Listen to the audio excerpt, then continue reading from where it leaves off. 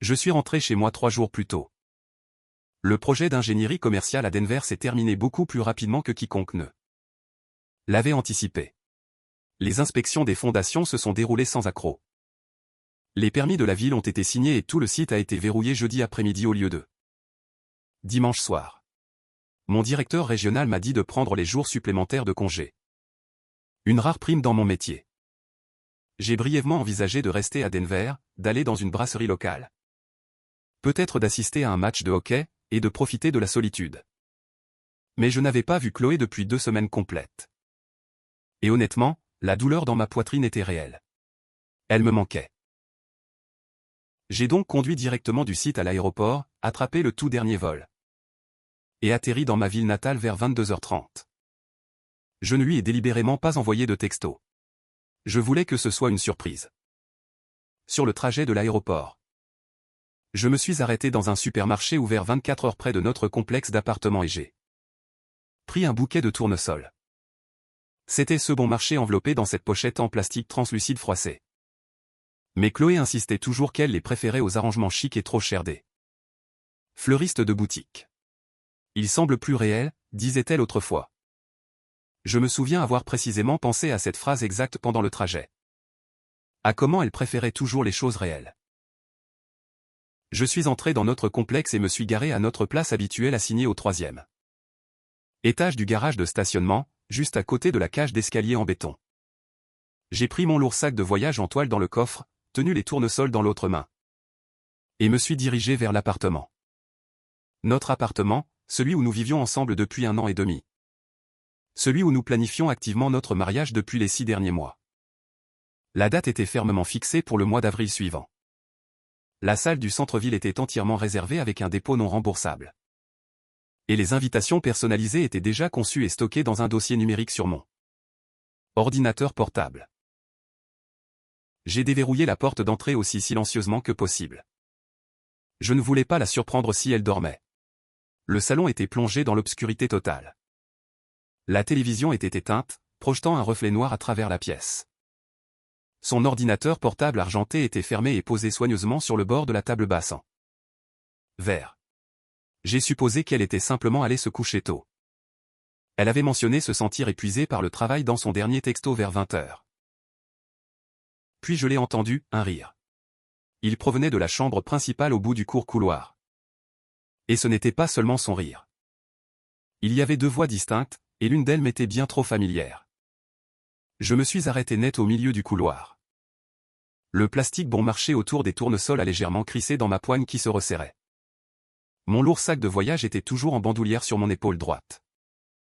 Pendant une fraction de seconde fugitive et désespérée, mon cerveau a essayé de rationaliser. J'ai pensé que j'étais peut-être juste fatigué. Peut-être qu'elle regardait une vidéo YouTube sur son téléphone. Peut-être qu'elle avait une amie chez elle et que j'allais entrer, allumer l'interrupteur. Et me sentir comme un idiot absolu pour cette soudaine pointe nauséeuse d'adrénaline dans mes veines. Mais je connaissais ce rire. C'était Julien, mon frère cadet. Je suis resté là dans le couloir sombre pendant peut-être 10 secondes complètes. Je ne bougeais pas. Je ne respirais même pas. Je traitais simplement les informations auditives qui frappaient mes oreilles. Puis j'ai forcé mes jambes à bouger. J'ai marché jusqu'à la porte de la chambre. Je n'ai pas foncé comme un fou, mais je n'ai pas hésité non plus. J'ai simplement marché, tendu la main et poussé la porte pour l'ouvrir. Chloé était sur lui dans mon lit, de mon côté du matelas. Enchevêtrée dans les draps doux et chers que nous avions choisis ensemble en centre-ville Parse. Qu'elle voulait quelque chose avec un haut nombre de fils.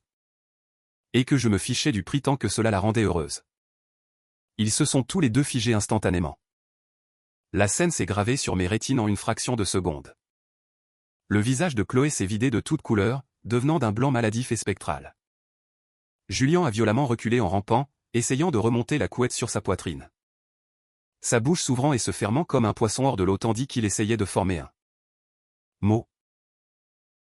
Je n'ai pas crié, j'ai simplement regardé. J'ai vraiment regardé. J'ai vu le collier pendentif en or de Chloé. Celui spécifique que je lui avais acheté pour notre premier anniversaire. Posé négligemment sur ma table de chevet en bois. J'ai vu la chemise bleue boutonnée familière de Julien jetée négligemment sur le sol juste à côté d'eux. Mon côté du lit. J'ai vu 2 verres de vin à moitié vides posés sur la longue commode. Ils étaient à l'aise. Ce n'était pas une erreur frénétique d'un soir due à l'alcool. Le placement décontracté de leurs affaires criait la routine. À ce moment précis, quelque chose en moi s'est simplement éteint.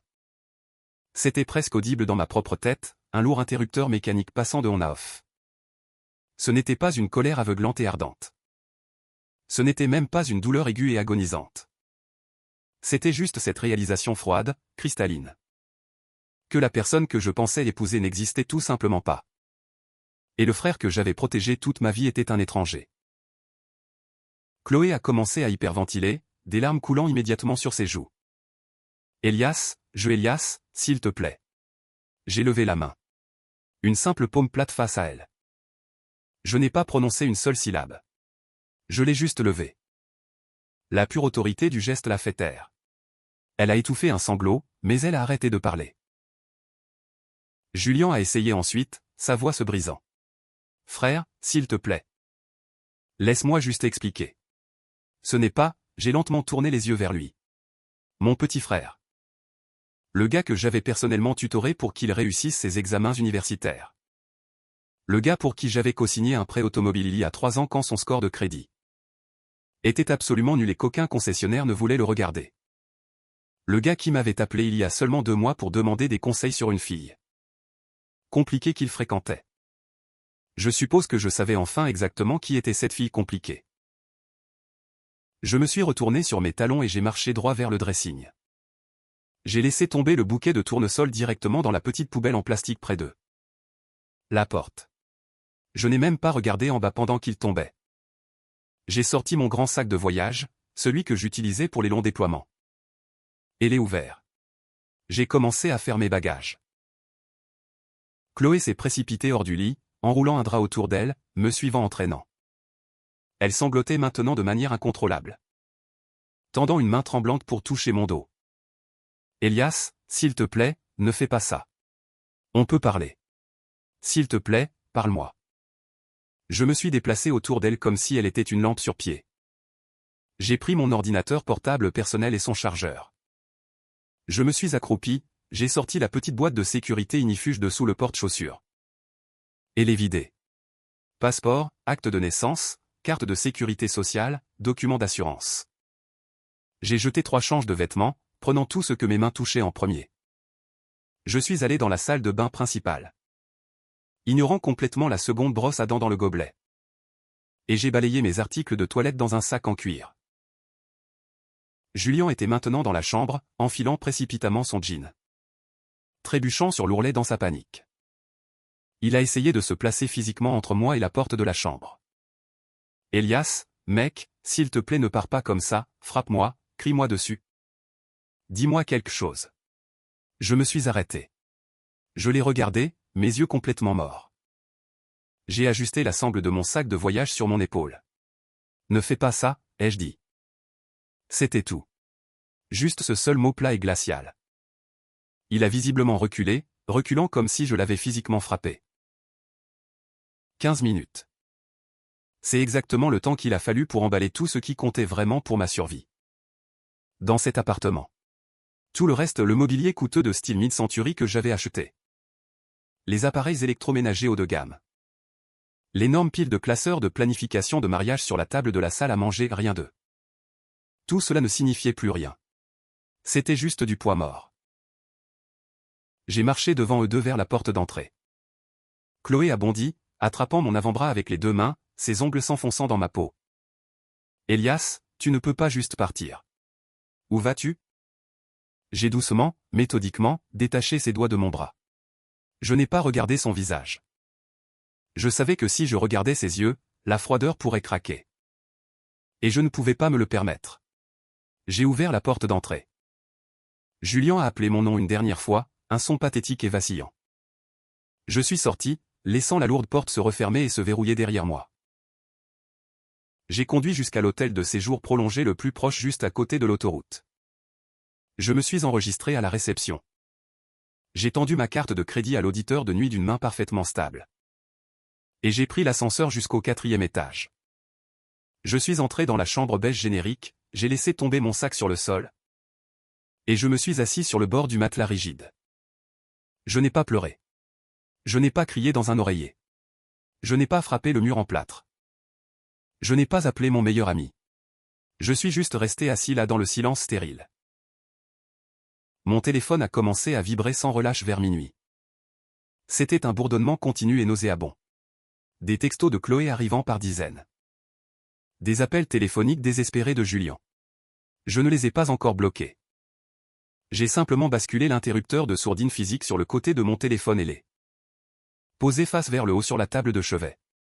J'ai regardé l'écran s'allumer encore et encore.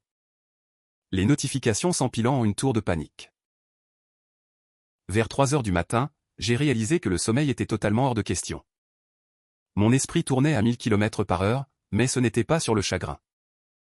Il tournait sur de la pure logistique pure et simple. J'ai ouvert mon ordinateur portable, l'écran aveuglant dans l'obscurité de la chambre d'hôtel. J'ai ouvert Excel. Je n'ai pas commencé une entrée de journal sur mon cœur brisé. J'ai commencé à faire une liste très spécifique et hautement détaillée de connexions. Chaque contact professionnel que j'avais personnellement partagé avec Julien. Chaque client corporatif bien payant que j'avais référé à l'entreprise de design freelance de Chloé. Chaque lien financier, prêt et compte partagé lié à mes parents. Chaque pièce de ma vie qui soutenait structurellement la leur. J'ai fixé les lignes et les colonnes pendant longtemps. Le curseur clignotait régulièrement à la fin d'une cellule. Puis j'ai renommé le fichier. Je l'ai intitulé « exitstrategy.xlsx ». Et je me suis mis au travail. J'étais à la salle de sport de l'hôtel à 6 heures du matin. Je n'avais pas dormi une seule seconde, mais je ne me sentais pas fatigué. Je me sentais mécanique, dangereux. J'ai commencé par le tapis de course, courant 5 miles jusqu'à ce que mes poumons brûlent. Puis je suis passé au haltère libre. Chaque levée, chaque répétition était comptée dans ma tête. Une distraction rythmique des images essayant de flashback derrière mes yeux. Mon téléphone était face contre terre sur le tapis en caoutchouc. Je voyais les bords s'allumer constamment. Je l'ai ignoré. J'ai terminé mon entraînement vers 7h45. Je suis retourné dans ma chambre, j'ai pris une douche brûlante, et j'ai mis des vêtements propres. J'ai marché jusqu'à un café local de l'autre côté de la rue, commandé un grand café noir. Me suis assis dans ma voiture, et j'ai enfin déverrouillé mon téléphone. Chloé, 5 messages non lus. Il commençait par des excuses frénétiques. Je suis tellement désolé. Ça ne signifiait rien. Passait à de longues explications décousues. Nous buvions. J'étais tellement stressé à propos du mariage, et finissait par une colère défensive. Tu ne peux pas juste m'abandonner comme ça. Nous devons communiquer. Tu es émotionnellement cruel. Julien, 31 appels manqués. 14 messages vocaux. Je n'en ai écouté aucun. Et puis, à exactement 8h15. Mon écran s'est allumé avec un appel entrant. Maman. J'ai fixé la photo de son contact sur l'écran. J'ai laissé sonner 4 fois complète. Prenant une lente gorgée de café avant de finalement glisser pour répondre. Elias. Sa voix tremblait déjà, épaisse de larmes. Oh, mon doux garçon. Julien nous a appelés. Il nous a tout dit. Je me suis adossé contre l'appui tête en cuir de ma voiture. Regardant à travers le pare-brise le trafic matinal. J'ai dit, absolument rien. Il se sent terriblement mal, Elias, a-t-elle continué, sa voix prenant un ton suppliant. Il est absolument détruit par ça. Il a fait une erreur, chérie. Une terrible, horrible. Stupide erreur. Mais Elias, c'est ton frère et il t'aime tellement. Et Chloé. Elle est, maman. Les jeux interrompus. Ma voix était calme. Entièrement plate. Elle s'est arrêtée abruptement. Essoufflée. Je t'écoute. Elias. Je t'entends, ai-je dit doucement. Ce minuscule éclat de non-confrontation était tout ce dont elle avait besoin. Elle s'est lancée dans un monologue massif répété. Elle a parlé de la sainteté de la famille. Elle a parlé de pardon. Elle a parlé de comment Julien n'avait pas voulu que ça aille si loin. De comment les êtres humains sont profondément imparfaits. De comment ces situations sont compliquées. Et de comment la vraie mesure d'un homme est comment il avance et pardonne à ceux qui ont péché contre lui. Je l'ai laissé parler pendant 10 minutes complètes. J'ai donné quelques « même » et « je comprends ce que tu dis » au bon moment. Elle a commencé à sembler vraiment soulagée. Elle pensait qu'elle arrivait à me convaincre. Elle pensait que la crise était gérée. « Ton père veut te parler ce week-end » a-t-elle finalement dit, son ton s'égayant. Nous allons avoir un gentil dîner familial tranquille dimanche. Juste la famille. Nous pouvons tous nous asseoir, tout mettre sur la table, et traverser ça ensemble, chérie. Nous pouvons arranger ça. J'y réfléchirai. Ai-je dit. Oh. Elle semblait choquée mais incroyablement pleine d'espoir. Oh, Elias, c'est merveilleux. C'est vraiment, vraiment bien. Chérie. Je suis tellement fier de toi d'être si raisonnable à ce sujet. Raisonnable? Je dois y aller.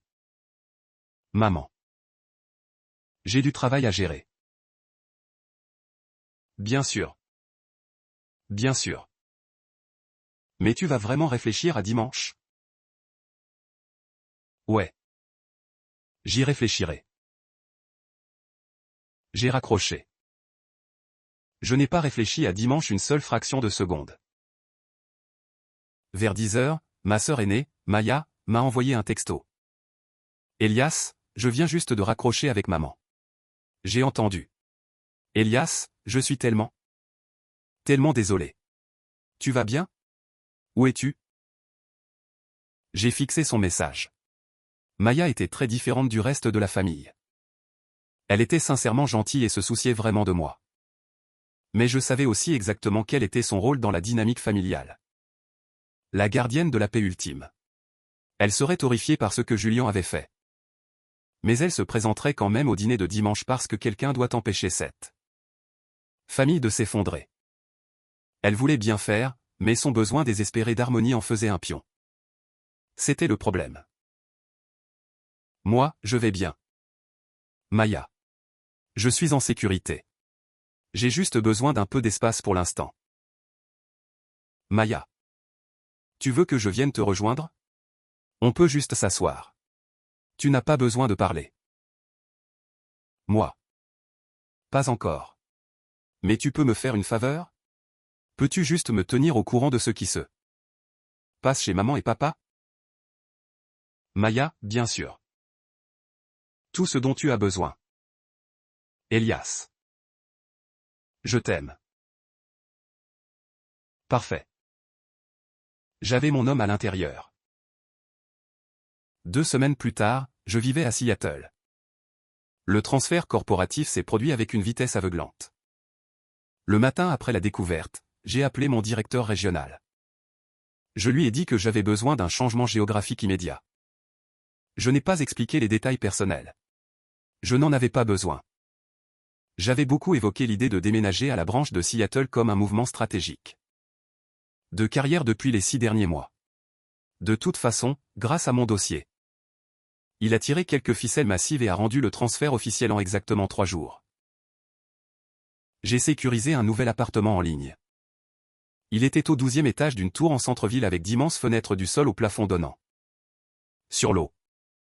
Il était significativement plus beau que l'ancien endroit et considérablement plus cher aussi. Mais je pouvais facilement me le permettre maintenant que je ne partageais plus le loyer ni ne versais une énorme partie de mon salaire dans un compte d'épargne conjoint pour le mariage. J'ai acheté entièrement de nouveaux meubles. Des trucs très minimalistes, épurés, modernes. Absolument rien qui ressemblait, sentait ou évoquait la vie que j'avais laissée derrière moi. J'ai trouvé une nouvelle salle de sport. J'ai trouvé un nouveau café. J'ai cartographié un nouveau parcours de course le long du front de mer. Je n'ai posté aucune photo ni mise à jour de statut sur les réseaux sociaux. Je n'ai pas changé mon statut de relation. J'ai simplement désactivé tranquillement les comptes. J'ai complètement fantomisé ma propre vie. La seule personne qui avait ma nouvelle adresse et savait dans quelle ville j'étais était Maya. Pendant ce temps, dans mon tour, je construisais autre chose. J'ai ouvert le tableur.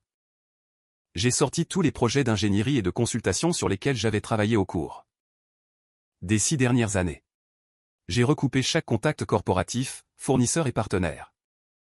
J'ai cartographié tout le réseau avec la précision d'un ingénieur structurel analysant la distribution des charges d'un gratte-ciel. La carrière florissante de Julien dans l'immobilier commercial. Ses 3 plus grands et plus lucratifs contrats venaient directement de promoteurs à haut patrimoine que j'avais personnellement présenté à lui lors des galas caritatifs de mon entreprise. Son partenariat massif révolutionnaire chez Harrison Développement. C'était un client direct de mon entreprise. J'avais personnellement cautionné Julien quand son CV était complètement vide et qu'il travaillait depuis un café. L'entreprise de design graphique freelance florissante de Chloé. Ses 3 plus gros clients ancrés, ceux qui lui payaient d'énormes retenues mensuelles, venaient tous de mon réseau personnel, amis d'université qui avaient fondé des startups tech. Anciens collègues qui étaient passés dans des agences de marketing. Ils l'avaient embauché exclusivement parce que je leur avais dit de le faire. Le style de vie luxueux de classe moyenne supérieure de mes parents. Je le subventionnais tranquillement et invisiblement depuis des années. L'adhésion au club de campagne élite de 11 000 $ par an. Je l'avais imputé via mon compte corporatif en la catégorisant créativement comme accès à un lieu de divertissement pour clients exécutifs. Les 2 baux de voitures de luxe, une Lexus pour maman et une BMW pour papa. J'avais co-signé les 2 quand le score de crédit de papa avait plongé massivement pendant sa phase d'investissement ange raté il y a 3 ans. La ligne de crédit hypothécaire de 90 000 $. Ils l'avaient utilisée pour remodeler leur cuisine et prendre des vacances. Elle était entièrement soutenue et approuvée sur la base de ma vérification de revenus. J'ai documenté chaque fil. J'ai construit le tableur exactement comme si je planifiais la démolition contrôlée d'un bâtiment. J'ai identifié les fondations, les poutres de soutien et les murs porteurs. Il s'est avéré que j'étais le seul mur porteur pour eux 4. Mise à jour 1. 3 mois après ma nouvelle vie à Seattle, Maya m'a envoyé une photo. C'était une photo candide d'un dîner familial. Tout le monde était rassemblé autour de la grande table en chêne chez mes parents. Julien et Chloé étaient assis juste à côté l'un de l'autre. Mes parents étaient en tête de table, souriant chaleureusement, tenant des verres de vin. Maya et son mari étaient assis en face d'eux. Le texto de Maya disait: ils ont officiellement annoncé qu'ils prenaient les choses au sérieux. Maman et papa semblent incroyablement favorables. Ils ont porté un toast au nouveau départ. Elias? Je me sens malade rien qu'en étant ici. Je ne sais pas comment gérer ça. J'ai zoomé sur la photo sur l'écran de mon téléphone. Julien avait son bras nonchalamment posé sur les épaules de Chloé. Ils avaient l'air profondément à l'aise. Comme s'ils étaient un couple public légitime depuis des années. Et puis je l'ai remarqué. La gorge de Chloé. Elle portait le collier pendentif en or, celui que je lui avais acheté pour notre anniversaire. Elle portait mon cadeau en étant assise à côté de mon frère à la table de mes parents. J'ai fixé ce groupe spécifique de pixels pendant 5 minutes complètes. Mon rythme cardiaque ne s'est pas élevé. Ma respiration n'a pas eu de raté. J'ai juste senti que cet interrupteur mécanique froid se verrouillait définitivement en position off. J'ai fermé la photo. Je n'ai pas répondu à Maya. Au lieu de cela, j'ai ouvert mon ordinateur portable, ouvert mes contacts. Et trouvé le numéro de portable direct du VP de Harrison Développement, un gars nommé Greg. Nous avions travaillé étroitement sur un énorme projet de revitalisation du centre-ville. Je savais de fait que Julien avait agressivement pitché Greg sur un nouveau partenariat commercial massif. C'était censé être le ticket d'or de Julien pour l'année. J'ai appuyé sur appeler. Elias. La voix tonitruante de Greg est arrivée dans le haut-parleur. Mec, comment Seattle te traite? J'ai entendu que tu avais eu la grosse promotion. Bien, Greg. Vraiment bien. La ville me traite bien. Et? Tu as une minute? Je voulais te parler de certaines opportunités de projets à venir pour toi. Toujours. Qu'est-ce qui te préoccupe? Frère? Quelque chose. D'abord. Tu es toujours en pourparlers avec mon frère Julien? Il y a eu une légère pause sur la ligne. Ouais. Nous avons eu quelques réunions. Rien n'est finalisé encore. Juste en train d'établir Quelques chiffres préliminaires. Pourquoi? Bien, ai-je dit, gardant mon ton entièrement professionnel, dépourvu de toute émotion familiale. Eh bien, j'ai d'autres partenariats beaucoup plus grands. Je suis actuellement en train de structurer des entreprises avec un bien meilleur soutien en capital et des portefeuilles plus solides. Franchement, il serait un bien meilleur ajustement pour les objectifs du nouveau trimestre de Harrison que la configuration actuelle de Julien. Tu es libre pour un appel vidéo mardi pour passer en revue les portefeuilles? Une autre pause. Greg n'était pas stupide. C'était un requin. Il a entendu le message sous-jacent fort et clair. Laisse tomber mon frère ou perds-moi. Mardi à 14 h fonctionne parfaitement. Elias, a dit Greg avec fluidité. Envoie-moi l'invitation au calendrier. J'ai raccroché. J'ai ouvert le tableur. J'ai surligné la cellule contenant le contrat Harrison de Julien. J'ai rendu l'arrière-plan de la cellule rouge. Le retrait avait officiellement commencé. 6 mois ont disparu plus vite que je n'aurais jamais pu l'anticiper. Seattle est vraiment devenu ma maison. Pas dans un sens triste et nostalgique de fuite. Mais dans un sens complètement fonctionnel et empowering. Je savais exactement quel café artisanal ouvrait à 5 h du matin. Quelle route d'autoroute spécifique évitait les embouteillages matinaux brutaux. Et quel bar sur les toits servait les boissons les plus fortes pendant l'happy hour. Le travail était incroyable. J'opérais à une fréquence complètement différente. Mon directeur régional m'a tiré dans son bureau en verre après une présentation massive du T3 et m'a dit que je performais à un niveau qu'il n'avait pas vu depuis une décennie. Il n'avait pas tort. C'est vraiment incroyable combien de bandes passantes mentales on a soudainement quand on ne verse pas inconsciemment 50% de son énergie émotionnelle et financière dans une relation qui pourrit secrètement de l'intérieur. J'ai même commencé à sortir. Rien de lourd, rien de sérieux. J'ai rencontré une avocate corporative vive et farouchement intelligente nommée Naomi lors d'un événement de réseautage en centre-ville. Nous prenions des verres quelques fois par semaine. Nous gardions ça incroyablement décontracté. Elle était farouchement indépendante, ne fouillait pas dans mon passé. Et je ne proposais pas mon traumatisme. La page blanche semblait enivrante, mais en coulisses. J'exécutais mon plan de démolition tranquillement, méthodiquement, chirurgicalement. Toutes les 2 semaines. Comme une horloge. Maya vérifiait avec des mises à jour. Maya. Mois 4. Julien a demandé Chloé en mariage. Il planifie activement un mariage au printemps. Maman et papa leur organisent une énorme fête de fiançailles au club de campagne le mois prochain. La famille se rassemble vraiment. Tout le monde parle sans cesse de la résilience de l'amour de Julien et Chloé. Elias, je suis tellement désolé.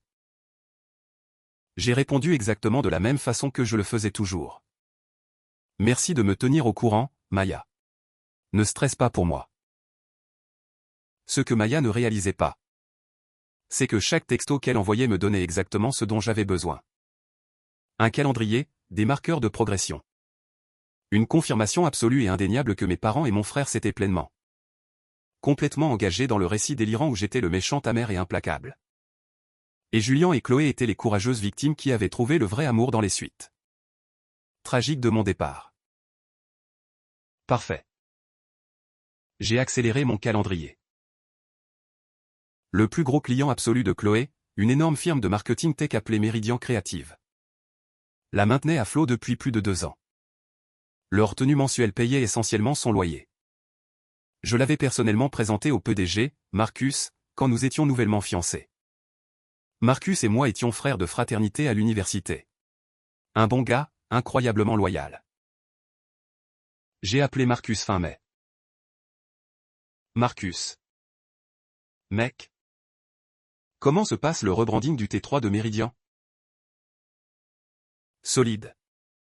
Elias. Chloé fait un travail décent sur les maquettes. Pourquoi?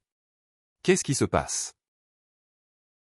Juste pour vérifier mon réseau, ai-je dit nonchalamment. Et?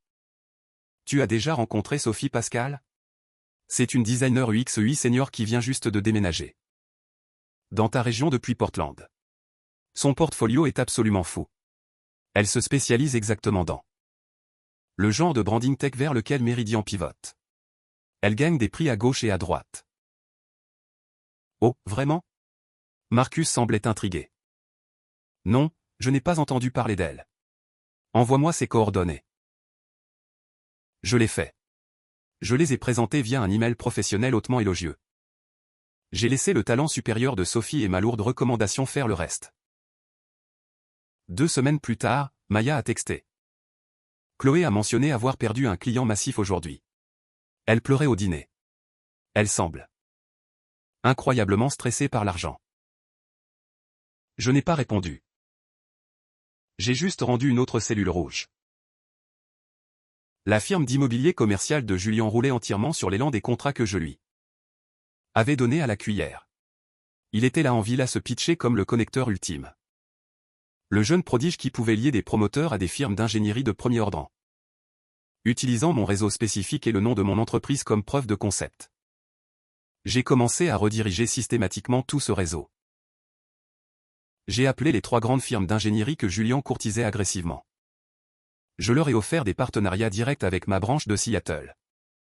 Je leur ai donné des projets avec des marges beaucoup plus serrées. Des délais significativement plus rapides, et presque zéro risque de frais généraux. Ils n'ont eu besoin d'aucune persuasion. J'avais le dossier prouvé de 10 ans d'exécution impeccable. Julien n'avait que des promesses vides et un sourire lisse. Un par un. Chaque firme a signé des contrats avec moi et a complètement fantomisé Julien. Maya, moi 5. Julien a été un cauchemar dernièrement. 3 énormes contrats commerciaux ont simplement disparu pour lui. Il travaille des semaines de 80 heures pour essayer de sauver les choses. Lui et Chloé ont eu une dispute hurlante chez maman le week-end dernier. Elle l'a accusé de ne pas pouvoir subvenir à leur mariage. Moi, c'est rude. J'espère qu'ils vont arranger ça.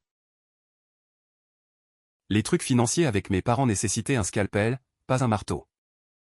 Ça devait être parfaitement légal et impossible à tracer vers une malveillance. J'avais couvert l'adhésion de mes parents au club de campagne de 11 000 $ via mon compte de dépenses corporatif. C'était une zone grise de comptabilité créative. Mais les auditeurs ne l'avaient jamais signalé parce que j'y hébergeais fréquemment de vrais clients. Quand je vivais en ville. J'avais fait ça pendant 3 ans parce que maman vivait absolument pour le statut social de ce club. Et que les revenus de consultation indépendante de papa étaient incroyablement erratiques. J'ai simplement arrêté en juillet. Je me suis connecté au portail corporatif et j'ai supprimé l'autorisation de paiement récurrent. Je n'ai pas dit un mot. Les 2 baux de voitures de luxe étaient co-signés sous mon nom. Le renouvellement annuel et la vérification de crédit arrivaient en août. J'ai contacté directement le département finance du concessionnaire de luxe. J'ai soumis la paperasse formelle notariée pour faire complètement retirer mon nom en tant que garant financier. C'était entièrement légal.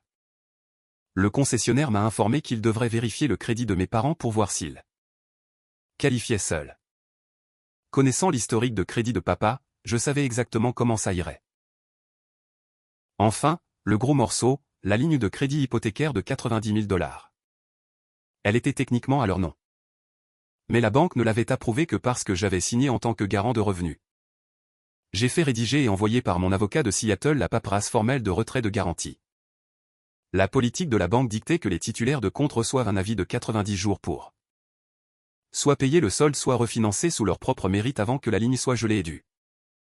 Tout a été fait strictement selon les règles, tranquille, invisible. Personne n'a rien remarqué au début. Ces dominos financiers prennent du temps à tomber, mais quand ils tombent, ils écrasent tout. Maya, août. Maman a reçu un avis vraiment humiliant par courrier du club de campagne concernant des frais gravement en retard. Elle les a appelés dans une panique parce qu'elle pensait que c'était automatiquement géré par ton ancienne firme. Ils ont menacé de suspendre son adhésion publiquement. Elle est mortifiée. Moi, ou? C'est étrange. L'entreprise doit avoir mis à jour ses politiques de fournisseurs. Maya. Septembre. Julien a perdu un autre énorme contrat de développement. Il est venu au dîner familial avec l'air physiquement malade. Il a perdu du poids. Chloé l'a à peine regardé de toute la soirée. Elle s'est plainte d'avoir dû prendre un emploi à temps partiel. Maya. Octobre. La nouvelle aventure d'investissement de papa s'est complètement effondrée. Il n'a pas pu sécuriser le financement. Le concessionnaire a aussi appelé à propos des baux de voitures qui n'étaient pas renouvelables. Il hurlait au téléphone dans son bureau. Elias? Les choses deviennent vraiment sombres ici. J'ai lu chaque message. J'ai accusé réception de chacun avec une réponse polie et détachée. Je n'ai absolument rien laissé transparaître. Puis il y a 2 semaines, mon téléphone a sonné. Ce n'était pas Maya. C'était le numéro de maman. J'ai presque laissé aller sur messagerie vocale. Mais une curiosité sombre et morbide a pris le dessus. J'ai répondu. Elias. Sa voix était entièrement différente cette fois. Elle ne pleurait pas. Elle ne mettait pas sa fausse voix optimiste de matriarche familiale. Elle semblait juste incroyablement vieille et incroyablement fatiguée. Oui. Chérie. Nous avons besoin de te parler. S'il te plaît. D'accord, nous planifions un dîner familial, une réunion. Elle a pris une respiration tremblante. Ça fait presque 1 an. Chérie. La famille n'est tout simplement pas entière sans toi. Nous te manquons. Nous te manquons. Tous. S'il te plaît, Elias. Nous avons besoin de toi ici. J'ai entendu du remue-ménage à l'autre bout de la ligne. Le téléphone était passé. C'était Julien. Il ne m'a pas appelé Elias. Il a utilisé mon surnom d'enfance. Sa voix sonnait comme du gravier, tendu, désespéré. Je sais que je ne le mérite pas. Je sais que j'ai complètement détruit tout. Mais nous sommes toujours frères, mec. S'il te plaît. Asseyons-nous juste et parlons face à face. Donne-moi juste 1 heure. Je me suis levé de ma chaise de bureau en cuir. Je suis allé à la fenêtre du sol au plafond et j'ai regardé le skyline étincelant de Seattle. Ils paniquaient. Je pouvais entendre la terreur absolue vibrer dans leur voix. L'échafaudage invisible s'était complètement effondré, et ils étaient en chute libre, tendant désespérément la main vers le seul parachute qu'ils connaissaient. Après une longue pause agonisante, j'ai parlé. Quand maman a eu un soulagement immédiat, un halètement essoufflé dans le haut-parleur. 2 semaines à partir de samedi, à la maison, 18 heures. Oh. Merci. Chérie. Merci tellement. J'y serai. J'ai raccroché. Mon téléphone a vibré 10 secondes plus tard. Maya, ils viennent vraiment de t'appeler? Tu viens vraiment? Moi, ouais. C'est le moment? Maya. Le moment pourquoi? Elias? J'ai regardé mon reflet dans la vitre sombre de la fenêtre. J'ai légèrement souri. Je n'ai pas répondu à Maya. Au lieu de cela, j'ai ouvert mon calendrier, bloqué le week-end. Et réservé un vol en première classe. Puis j'ai ouvert le tableur Excel une dernière fois. Chaque cellule était rouge. Les contrats avaient été redirigés. Les clients avaient été déplacés. Le soutien financier avait été entièrement retiré légalement. Ils ne comprenaient tout simplement pas encore pleinement la source de la destruction. Ce dîner n'était pas à propos de réconciliation. C'était une autopsie. C'était à propos de comprenant enfin le prix exact de ce qu'ils avaient jeté. Mise à jour 2. J'ai atterri vendredi soir. J'ai loué une berline noire élégante à l'aéroport et conduit directement vers un hôtel haut de gamme. En centre-ville. Je n'ai dit à personne que j'étais en ville tôt. Je n'ai pas conduit près de mon ancien complexe d'appartements. Je me suis juste enregistré, commandé le service en chambre, et suis allé dormir. J'ai dormi parfaitement. 8 heures ininterrompues. Samedi matin, j'ai frappé la salle de sport de l'hôtel, travaillé dur, pris une longue douche. Et suis allé chez un barbier de luxe de l'autre côté de la rue pour une coupe fraîche. Je me suis habillé soigneusement. J'enfonçais sur mesure, chemise boutonnée grise impeccable. Une montre chère que Naomi m'avait aidé à choisir. Rien de trop flashy, mais net, intimidant de confiance. Je me suis regardé dans le miroir avant de quitter la chambre. J'ai cherché toute anxiété persistante, tout chagrin résiduel, rien. J'étais un coffre-fort. J'ai conduit jusqu'à la maison de mes parents. Entrant dans l'allée suburbaine familière à exactement 17h58. Je me suis garé juste derrière le SUV de Maya et le camion de Julien, qui avait l'air suspectement non lavé et négligé. Je suis resté assis dans la voiture un moment, vérifiant mon téléphone. Un texto de Naomi. Assomme-les, beau gosse. Appelle-moi quand c'est fini. J'ai souri, verrouillé mon téléphone, et suis sorti. J'ai marché sur le chemin en béton jusqu'à la porte d'entrée. Elle s'est ouverte avant que mes jointures ne touchent même le bois. Maman se tenait là. Le changement dans son apparence était saisissant. Elle avait l'air d'avoir vieilli de 5 ans et 10 mois. Les mèches parfaitement entretenues s'estompaient. Et le sourire forcé et impatient sur son visage était serré par une panique sous-jacente. Elias. Elle a bondi en avant pour un câlin. Je l'ai laissé envelopper ses bras autour de moi. Mais j'ai gardé mes bras strictement le long de mon corps. Je ne me suis pas penché. Je n'ai pas réciproqué. Je suis juste resté là comme une statue jusqu'à ce qu'elle recule maladroitement. Son sourire vacillant. Entre. Entre. Tout le monde attend dans la salle à manger. La maison sentait exactement pareil. Rôti, romarin et bougies à la vanille, un parfum manufacturé de bonheur domestique. Je l'ai suivi dans le couloir. Papa s'est levé de sa lourde chaise en chêne en tête de la table de la salle à manger. Il a tendu sa main droite. Je l'ai prise. Je lui ai donné une poignée de main ferme, écrasante, professionnelle. Fils, a-t-il dit. Ses yeux bougeant nerveusement. Papa. Maya était assise près de la porte de la cuisine avec son mari, Tommy. Elle m'a fait un petit signe de la main incroyablement triste. Ses yeux avaient l'air épuisés. Et puis il y avait Julien et Chloé. Ils étaient assis de l'autre côté de la table, épaule contre épaule. Julien avait l'air terrible. Il avait des cernes sombres et lourds sous les yeux, et sa posture était entièrement défaite.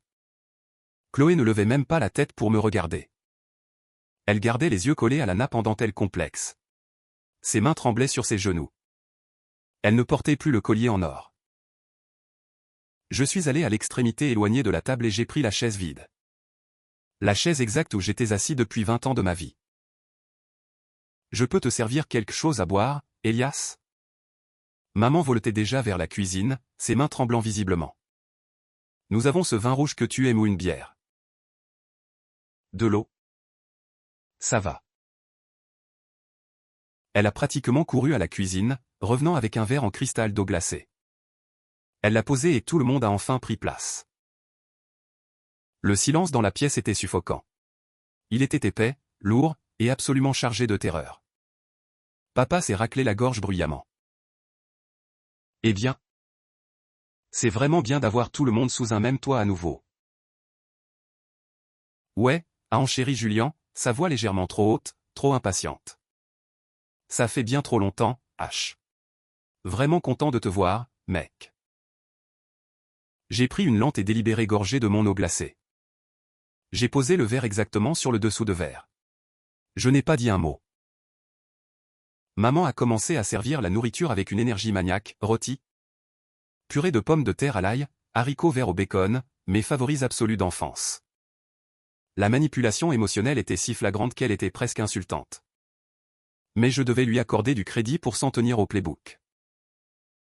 Nous avons commencé à manger. Les petites conversations qui se déroulaient autour de moi étaient atroces. Maya a posé une question polie sur le temps à Seattle. J'ai donné une réponse de 2 mots. Tommy a nerveusement mentionné le récent draft de la NFL. Papa a tenté une blague légère sur le marché immobilier qui est tombé avec un bruit sourd écœurant. Compte tenu de l'état catastrophique actuel de la carrière de Julien. Julien tirait des regards paniqués et furtifs vers moi toutes les 30 secondes comme s'il était assis à côté d'une bombe non explosée et attendait que le minuteur atteigne 0. Chloé poussait juste un seul morceau de carotte autour de son assiette, avalant difficilement toutes les quelques minutes. Je mangeais calmement, mécaniquement. Je mâchais ma nourriture, essuyais ma bouche avec la serviette en lin. Et agissais comme si j'étais à un dîner corporatif obligatoire avec des managers de niveau intermédiaire que je n'aimais pas activement. Après environ 20 minutes agonisantes, papa a soigneusement posé sa fourchette en argent. Il a essuyé sa bouche, soupiré lourdement, et placé ses mains à plat sur la table. D'accord, a annoncé papa, sa voix prenant ce ton autoritaire de chef de famille. Je pense que nous devons enfin aborder l'éléphant dans la pièce. J'ai levé les yeux de mon assiette. Je me suis adossé à ma chaise, j'ai croisé les bras, et j'ai attendu. Fils, a commencé papa en me regardant directement. Nous t'avons demandé de venir ce soir parce que c'est le moment. C'est le moment d'éclaircir l'air, d'enterrer la hache de guerre, et d'avancer. Nous sommes une famille. Et la famille est la chose la plus importante au monde. D'accord? Ai-je dit platement. Maman a sauté immédiatement, sentant une ouverture. Elias? Nous savons que les choses ont été incroyablement dures. Nous savons que tu as été profondément blessé par ce qui s'est passé. Mais chérie, la famille est pour toujours. Les gens font des erreurs. Des erreurs terribles et déchirantes. Mais ce qui compte vraiment aux yeux de Dieu et de cette famille, c'est comment nous guérissons d'elle. Elle pleurait déjà, tamponnant ses yeux avec sa serviette. Julien et Chloé. Ce qui s'est passé entre eux n'était pas prévu pour te blesser. Ils ne l'ont pas fait par malice. Ils ont trouvé une connexion. Quelque chose de réel. Et aussi douloureux que ce soit pour toi de l'accepter. Nous devons le reconnaître et avancer pour que nous puissions tous être heureux. Chloé pleurait maintenant. Des larmes silencieuses et pathétiques coulant de son menton sur son assiette. Julien s'est penché en avant, posant ses coudes sur la table. Me regardant avec des yeux larges et suppliants. H, je suis tellement désolé. J'ai été violemment malade de culpabilité chaque jour depuis les 10 derniers mois. Ce que je t'ai fait était impardonnable. Je sais que j'ai trahi. Mais j'ai tellement grandi depuis. J'ai appris de mes péchés. Et j'ai besoin de mon grand frère, mec. Sa voix s'est brisée dramatiquement sur le dernier mot. Je sais que je ne mérite pas ta grâce. Mais nous partageons le même sang.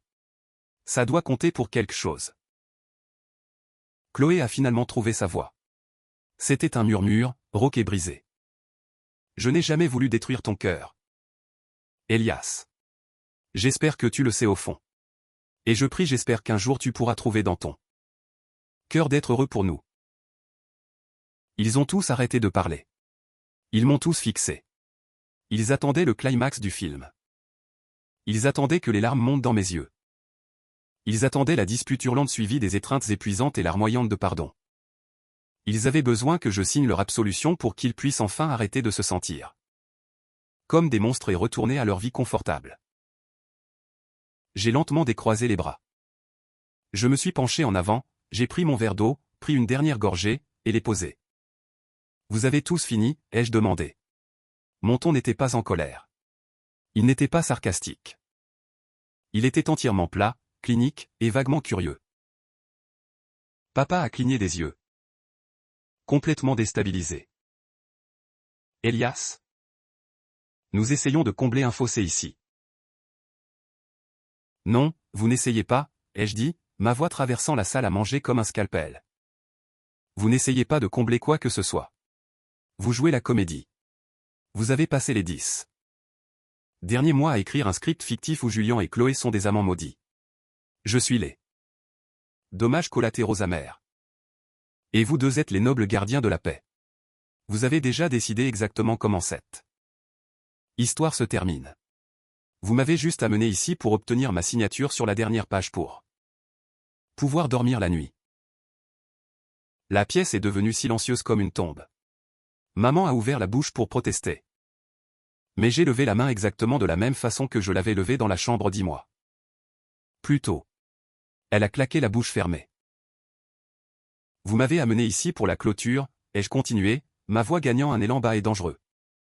Pour que vous puissiez tous vous sentir mieux à propos de la trahison et avancer sans la culpabilité écrasante. Vous voulez prétendre que mon absence n'était qu'une crise de colère temporaire. Julien s'est agité inconfortablement. Son visage rougissant. Ce n'est pas juste. H. Nous. Je parle. J'ai claqué, l'autorité craquant comme un fouet. Julien a sursauté. Je me suis levé lentement de ma chaise. Je n'ai pas claqué mes mains sur la table. Je n'ai pas élevé la voix. Je me suis juste tenu grand, projetant une domination absolue sur la pièce. Voici ce qui va réellement se passer ce soir, ai-je dit, regardant chacun de leurs visages terrifiés. Je vais parler. Vous allez rester assis là et écouter. Et puis je vais sortir par cette porte d'entrée pour toujours. Et au moment où ma voiture quittera l'allée, vous allez comprendre exactement ce que vous avez réellement perdu. Julien a commencé à se lever. La panique surpassant sa peur. H. Allez mec.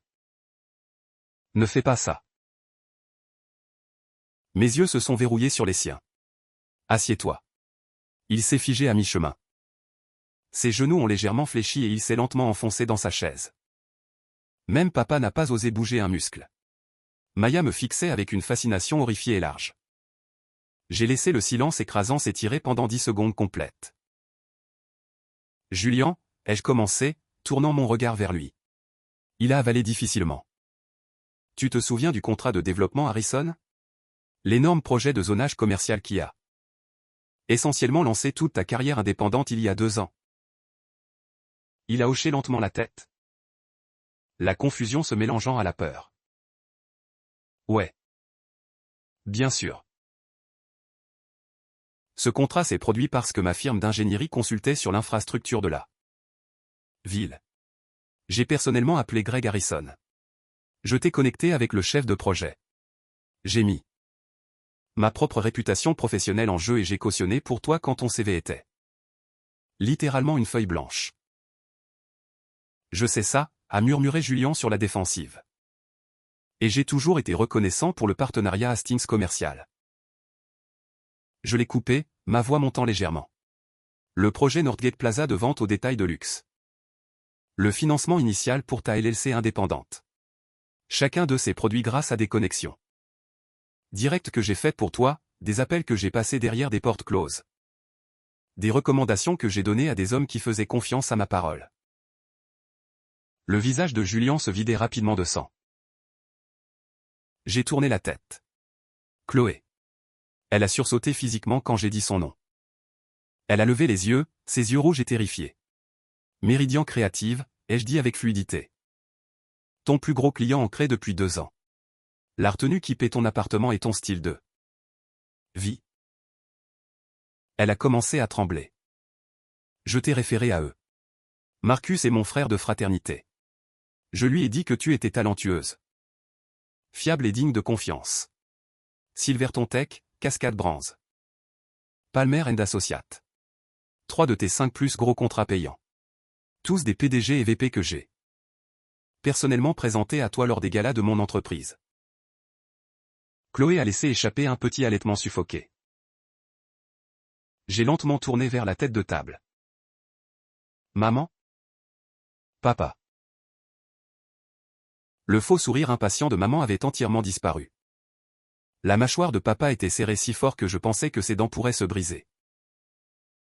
Votre adhésion au club de campagne élite, ai-je dit, regardant les yeux de papa s'élargir d'horreur. Celle que vous paradez depuis 3 ans. J'ai couvert secrètement ses frais annuels de 11 000 $. Via mon compte de dépenses exécutives corporatifs. Les 2 baux de voitures de luxe garés dans l'allée. En ce moment, tous 2 co-signés sous mon nom et mon score de crédit impeccable parce que le crédit de papa était détruit. La ligne de crédit hypothécaire de 90 000 $ que vous avez utilisée pour remodeler cette cuisine même où nous sommes assis.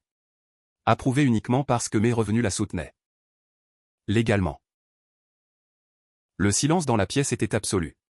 C'était le silence d'un vide. Maya me fixait, sa main couvrant sa bouche. Tommy avait l'air de witnesser un meurtre. Julien a retrouvé sa voix en premier.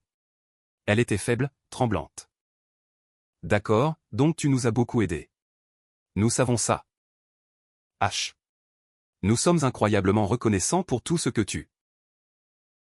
Je n'ai pas fini. Ai-je déclaré.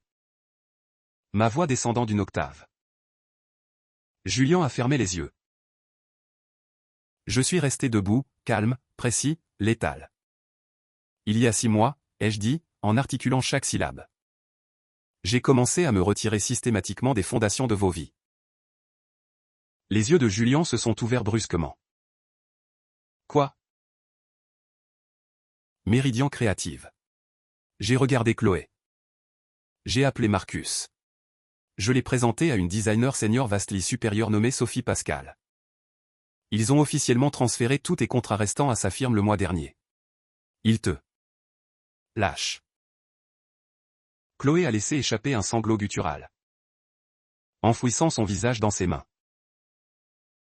Harrison Développement. J'ai regardé à nouveau Julien. J'ai redirigé le partenariat de ma firme exclusivement vers le Kellerman Group.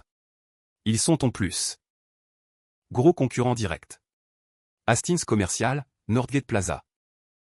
Les 3 énormes projets à venir sur lesquels tu comptais désespérément pour le T4. J'ai personnellement dirigé chacun de ces promoteurs vers des partenaires vastly meilleurs et plus expérimentés à Seattle. Aucun de ces contrats ne se produira pour toi jamais. Julien a bondi de sa chaise, son visage tordu par une rage et une panique absolue. Tu ne peux pas faire ça. J'ai des accords verbaux. J'ai des lettres d'intention. Lis les petits caractères, Julien, ai-je ricané. Lettre d'intention basée sur le soutien infrastructurel de ma firme. Un soutien qui n'existe plus. Je suis retourné vers mes parents. Le club de campagne vous a appelé à propos des frais en retard parce que j'ai supprimé définitivement l'autorisation de paiement il y a 4 mois. Les baux de voiture arrivent. Renouvellement annuel dans 3 semaines. Mon nom et mon numéro de sécurité sociale ont été légalement retirés des fichiers de garant. Vous devrez qualifier sur votre propre crédit. Bonne chance avec ça. Maman a laissé échapper un gémissement, agrippant sa poitrine. Elias? Non. S'il te plaît. Et la ligne de crédit hypothécaire de 90 000 $. J'ai fini en fixant directement les yeux de papa. Mon avocat a officiellement déposé la paperasse de retrait de garantie en août. La période de grâce de 90 jours expire la semaine prochaine. La banque va geler le compte et exiger le paiement du solde. C'est fait. Papa a claqué ses 2 poings sur la table en chêne, faisant teinter la porcelaine. Il s'est levé, son visage violet de fureur. C'est complètement vindicatif. C'est psychotique. Tu nous punis activement tous pour pourquoi? Papa? J'ai enfin élevé la voix, le volume pur résonnant sur les murs. Pour mon frère ayant couché avec ma fiancée dans mon lit. Pour toi et maman choisissant instantanément une fausse harmonie familiale sur la responsabilité de base. Pour s'attendre à ce que j'avale ma fierté. Souris pour les caméras, et continue à financer les gens même qui m'ont poignardé dans le dos. Nous t'avons donné du temps, a rugi papa en retour, pointant un doigt tremblant vers moi. Nous t'avons donné de l'espace pour guérir. Qu'est-ce que tu veux de plus de nous? Je ne veux pas une seule foutue chose de n'importe lequel d'entre vous, ai-je dit. Ma voix retombant à ce calme glacial terrifiant. C'est tout le point de ce soir. Je vous donne exactement ce que vous avez demandé. Une vie sans mon interférence. Julien faisait les 100 pas frénétiquement derrière sa chaise, s'arrachant les cheveux. H. S'il te plaît. Je supplie à genoux. Ces projets commerciaux sont tout mon gagne-pain. J'ai des dettes massives que j'ai contractées en attendant ces paiements. Les contrats de Chloé sont son seul revenu. Nous ne pouvons pas payer le loyer. Nous ne pouvons pas survivre. Vous auriez vraiment dû prendre ça en compte dans votre évaluation des risques avant de décider que ma fiancée valait la peine de détruire votre frère, ai-je répondu froidement. Julien a bondi en avant, attrapant mon bras avec une poigne désespérée et écrasante. Tu ne peux pas nous faire ça. Tu détruis nos vies. J'ai lentement baissé les yeux sur sa main agrippant mon avant-bras. Puis j'ai relevé les yeux dans ses yeux terrifiés et pleins de larmes. Lâche-moi. Il n'a pas bougé. Il hyperventilait. Julien, ai-je dit, ma voix descendant à un murmure mortel. Lâche. Il a lentement relâché sa poigne, reculant comme si ma peau le brûlait. J'ai calmement ajusté le poignet de ma chemise. Vous avez tous fait un choix, ai-je dit, balayant du regard la pièce détruite. Julien, tu l'as choisi elle plutôt que moi. Chloé, tu l'as choisi lui plutôt que moi. Maman? Papa. Vous avez choisi de maintenir les apparences plutôt que de défendre ce qui était moralement juste. Vous avez tous fait vos choix. Je respecte simplement cela. Je me retire de l'équation. C'est insensé. Papa a craché en faisant les 100 pas derrière sa chaise. Ce n'est pas la justice. Elias. C'est de la cruauté. Nous sommes toujours ta famille. Tu as des obligations morales envers nous. Obligations? J'ai ri. Un son court et dur dépourvu d'humour. Partager quoi? Des dépenses partagées que je couvrais secrètement. Des opportunités que je créais artificiellement pour vous. Un soutien que je saignais pendant que vous tous preniez. Preniez et ne vous arrêtiez jamais pour demander ce que ça me coûtait. Maman sanglotait complètement maintenant, son visage enfoui dans ses mains. Nous ne savions pas, Elias. Je jure devant Dieu. Nous ne savions pas que tu faisais tout ça pour nous. Exactement, ai-je dit doucement. Vous ne saviez pas parce que vous ne vous êtes jamais donné la peine de demander. Vous avez simplement supposé aveuglément que la fondation soutenant vos petites vies parfaites serait toujours là, peu importe à quel point vous frappiez les piliers. Je me suis détourné de la table et j'ai commencé à marcher vers le couloir.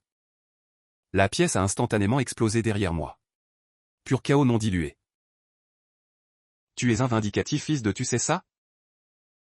A hurlé Julien. Sa voix craquant d'hystérie. Elias? Reviens ici tout de suite. Cette conversation n'est pas terminée. Papa a rugi. Chérie. S'il te plaît. S'il te plaît ne nous laisse pas comme ça. Maman a gémi. Chloé pleurait juste bruyamment. Un son continu et brisé de ruine absolue. Maya restait figée dans sa chaise, silencieuse. Tommy regardait le sol. J'ai atteint l'arche de la porte de la salle à manger. Je me suis arrêté, mais je ne me suis pas retourné pour les regarder. Je ne fais pas ça parce que je vouais, ai-je dit à la pièce. Ma voix portant par-dessus leurs cris. Je fais ça parce que vous avez tous rendu douloureusement clair que j'étais entièrement remplaçable pour vous. Donc maintenant vous allez découvrir exactement ce qui se passe quand je suis réellement parti.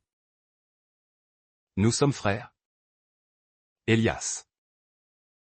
Julien a sangloté derrière moi. Non, ai-je répondu, regardant droit devant vers la porte d'entrée. Nous étions frères.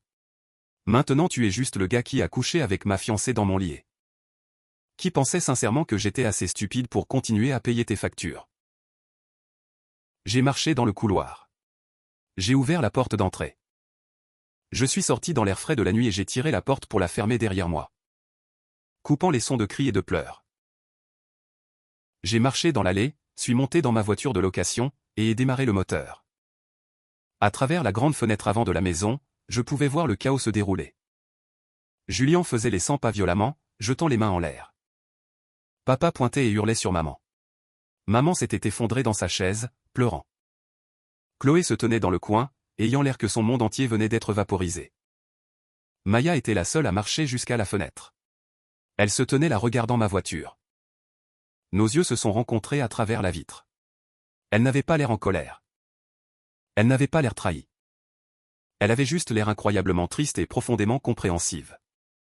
Elle m'a fait un minuscule hochement de tête. Mon téléphone s'est instantanément allumé dans le porte-gobelet. Un flot de messages. Julien, tu vas regretter ça pour le reste de ta misérable vie. Maman, Elias. S'il te plaît reviens à l'intérieur. Nous pouvons appeler la banque. Nous pouvons arranger ça. Papa, ne conduis pas loin de cette maison. Fils. Je le pense. J'ai pris le téléphone. Je l'ai mis en silencieux. Je l'ai remis dans le porte-gobelet. J'ai passé la voiture en marche arrière, reculé de l'allée et suis parti. Dans le rétroviseur, j'ai regardé la maison rétrécir au loin. Les lumières brillaient, des silhouettes bougeaient frénétiquement derrière les rideaux. La destruction complète et totale du mensonge qu'ils avaient construit. J'ai tourné sur l'autoroute principale, baissé les fenêtres, monté la musique. Et me suis dirigé directement vers l'aéroport, de retour à Seattle, de retour à ma vie réelle. Une vie dont il n'avait plus aucune part. Mise à jour 3. 6 mois plus tard, 3 mois après le dîner. J'ai été officiellement promu directeur régional de toute la division du Nord-Ouest Pacifique. J'étais le plus jeune directeur dans les 70 ans d'histoire de l'entreprise. L'annonce est venue pendant une énorme réunion trimestrielle dans une tour en centre-ville. Mon patron a fait un long discours élogieux sur ma vision inégalée, mon efficacité impitoyable. Et mon exécution impeccable. Les gens ont applaudi. J'ai serré beaucoup de mains, suis retourné dans mon bureau d'angle. Et suis immédiatement retourné au travail. La vie est bonne. Vraiment, sincèrement bonne.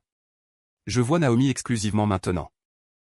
Ça a naturellement évolué de vers décontracté à quelque chose de profondément réel et confortable. Elle est incroyablement vive, farouchement motivée. Et n'a pas besoin que je sois autre chose qu'exactement qui je suis. Nous cuisinons le dîner ensemble 3 fois par semaine. Nous randonnons les week-ends. Nous parlons de nos carrières sans égaux. Seattle est ma ville maintenant. La pluie, le skyline, l'eau, tout ça. Maya m'envoie toujours des textos toutes les quelques semaines. Ces mises à jour arrivent comme une horloge. Elles sont toujours strictement informatives, entièrement dépourvues de culpabilisation. Elle sait exactement où est la limite, et elle la respecte. Mais elle va toujours aux dîners familiaux. C'est la croix de Maya à porter. Elle est à jamais coincée au milieu. Essayant désespérément de tenir ensemble les cendres d'une famille qui s'est brûlée toute seule. Maya, mois de post-dîner. L'entreprise de Julien a officiellement déposé le bilan. Il s'avère qu'il avait contracté d'énormes prêts à taux d'intérêt élevés auprès de prêteurs privés. Très louche en utilisant ces 3 contrats commerciaux que tu as tués comme garantie assurée. Maintenant que les contrats sont morts, les prêteurs viennent après lui agressivement. Il a dû vendre son camion pour couvrir une fraction de la dette. Il fait face à une action légale potentielle pour fraude. Maya, mois 3 post-dîner. Chloé a été formellement expulsée de son appartement de luxe. Sans Méridian Créative, elle ne pouvait même pas couvrir la moitié du loyer. Elle a dû emménager dans un petit studio dans une mauvaise partie de la ville. Elle a pris un emploi à temps plein comme designer graphique junior dans une imprimerie locale au salaire minimum. Elle a l'air épuisée. Elle et Julien se disputent constamment. C'est toxique. Maya, mois 4 post-dîner. Maman et papa ont mis la maison en vente hier. Ils essaient de le présenter à leurs amis du club de campagne comme un downsizing pour leurs années dorées. Mais la vérité est que la banque a gelé la HELOC, exigé le paiement ballon de 90 000 $. Et ils n'ont pas pu obtenir un refinancement parce que le crédit de papa est fichu. Ils ont perdu à la fois la Lexus et la BMW. Ils conduisent une Honda d'occasion maintenant. Le stress détruit leur mariage. J'ai lu chaque message. Je réponds généralement juste par un emoji pouce en l'air ou un simple « Merci pour la mise à jour ». Maya. J'espère que toi et Tommy allez bien. Je ne pose jamais de questions de suivi. Je ne me vante jamais. J'observe simplement la physique de cause à effet se dérouler à 2000 miles de distance. Le mois dernier, Chloé a trouvé ma nouvelle adresse email. Probablement en fouillant dans le téléphone de Maya ou LinkedIn. Elle m'a envoyé un énorme email de 3 pages. L'objet était « J'avais tellement tort. S'il te plaît lis ». C'était un manifeste désespéré et pathétique. Elle a avoué que Julien était devenu émotionnellement abusif dès que l'argent s'était tari. Elle a admis que leur vrai amour était entièrement construit sur la sécurité financière et le statut social que j'avais secrètement fourni pour Julien. Elle a dit qu'elle réalisait que j'étais le seul homme qui s'était vraiment occupé d'elle. Qu'elle avait fait la plus grosse erreur de sa vie et m'a supplié de juste l'appeler pour qu'elle puisse entendre ma voix. Elle a dit qu'elle quitterait Julien demain si je lui donnais juste un signe. J'ai lu l'email entier en buvant mon café du matin. Je n'ai rien ressenti, même pas une étincelle de vindication. Elle était juste une étrangère suppliant pour un canot de sauvetage qu'elle avait personnellement incendié. Je n'ai pas répondu. J'ai transféré l'email entier directement à la boîte de réception personnelle de Julien sans ligne d'objet ni message attaché. Puis j'ai bloqué définitivement leurs 2 adresses email.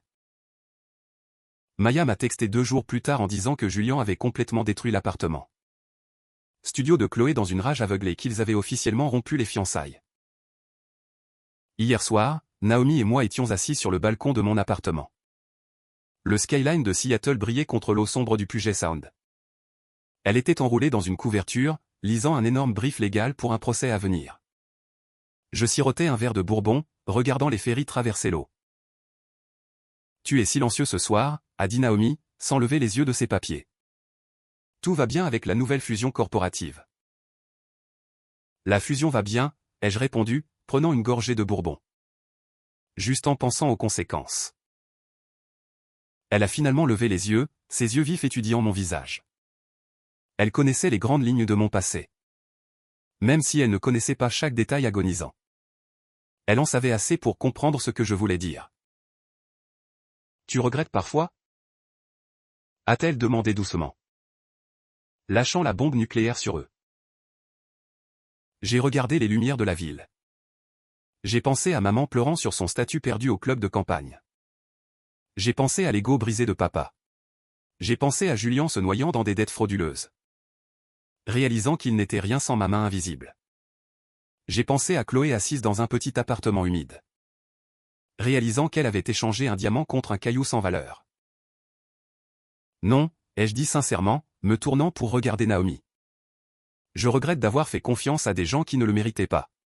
Je regrette d'avoir passé des années de ma vie à construire un château pour des gens qui étaient parfaitement disposés à m'enfermer dans le donjon. Mais partir, laisser la gravité faire son travail, ça m'a sauvé la vie. Naomi a souri. Une expression chaleureuse et sincère. Bien. Parce que l'homme qui laissait les gens l'utiliser semble épuisant. Je préfère de loin le directeur régional assis devant moi. J'ai ri. Un vrai rire profond. Mon téléphone a vibré sur la table en verre. Un nouveau message de Maya. Maya, je viens juste de quitter le dîner de dimanche. C'était affreux. Juste maman, papa et moi. Ils ont vendu la maison. Ils emménagent dans un condo de 2 chambres la semaine prochaine. Maman a juste pleuré dans sa soupe tout le temps. Papa fixait juste le mur. Julien n'est même pas venu. Je pense que c'est la fin de la famille, Elias. Vraiment. J'ai fixé le texto. J'ai tapé ma réponse soigneusement. Moi, tu n'as pas besoin de continuer à aller à ces dîners. Maya. Tu es autorisée à te sauver aussi. Ma chambre d'amis à Seattle est toujours ouverte pour toi. Et Tommy. J'ai appuyé sur envoyer. J'ai mis le téléphone en silencieux, les retourné face contre la table. Et tourné mon attention vers la femme assise en face de moi et la belle vie intouchable que j'avais construite à partir des cendres. La fondation est solide maintenant parce que cette fois je suis le seul debout dessus.